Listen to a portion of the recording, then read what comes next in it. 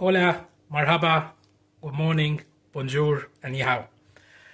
We received a new question, which is one of our friends. He used to live in the UK. He's a Croatian national, and then he currently lives in Croatia. He used to have a house here, and he sold the house, and the money still in the UK bank account. How to transfer the money from UK bank account to a bank account in Croatia?